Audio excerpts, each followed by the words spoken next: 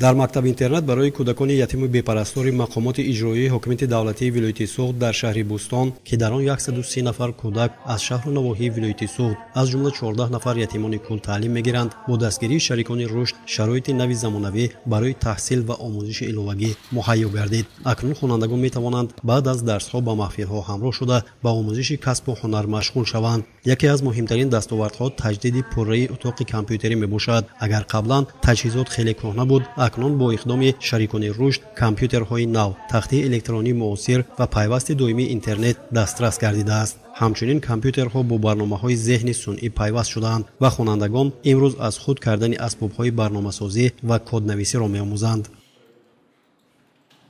ман соли 2016 ба синфи 4 мактаби интернат омадам. дар он вақт дар муассиса компютер набуд. дарсҳои технологияи иттилоотиро ҳамонтур шифоӣ мегузаштем, аз рӯи китоб мефаҳмондан маълума ва мо компютерҳо овардан, вайфай роутер хуш кардан, зеҳни сунъӣ алиса пайваст кардан. мо дарсҳоро ҳозир ба таври онлайн мегузарем. хеле хуб. дар инҷо доскаи электронӣ ҳаст. аз ин доскаи электронӣ маълума аз инҷо мефаҳмонанд, мо аз ҳамон дида кор мекунем. мо асосан аз Python ва HTML истифода мебарем ва мо дар он ҷо асосан программаи ChatGPT ба мо ёрӣ мерасонад. дар баробари ин барои духтарон як парки нави дузандагӣ таъсис ёфт. агар пеш аз ин онҳо бо мошинаҳои хеле кӯҳна кор мекарданд, акнун интернат дорои зиёда аз 10 мошини дузандагии муосир, мизи қолаббурӣ ва дигар таҷҳизоти дузандагӣ мебошад. духтарон истеҳсоли рӯйпӯшҳои ҷойхоб ва рӯймолу дастторхонро оғоз карда, минбаъд духтани парда, либос ва ҳатто формаи мактабиро меомӯзанд. дар муддати як маҳиси дар инҷо маҳфили дузандагиро иштирок мекунем ва мо дар инҷо намудҳои пастил просин, рахтихоб, яъне пешдоман, сарҷоқча, рӯймол ва дастархонро омӯхта истодаем. куртаҳои миллиам медӯзем мо. дар инҷо мо ҳамагӣ 20 нафар хонанда иштирок менамоем.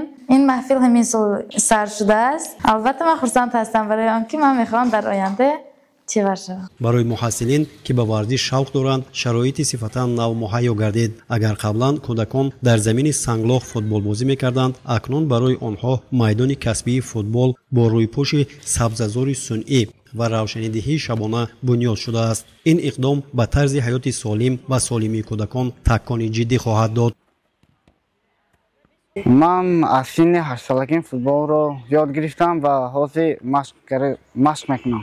дар вақти пеш поля хоку санг буд, бозӣ кард намешуд. ҳозир сифаташ нағз, шабба, чироқва. ман худам дар клуби парвоз бозӣ мекунам, машқ мекунам ва баъд аз машқ омада дар инҷо ба шогирдони худ футбол ёд медиҳам.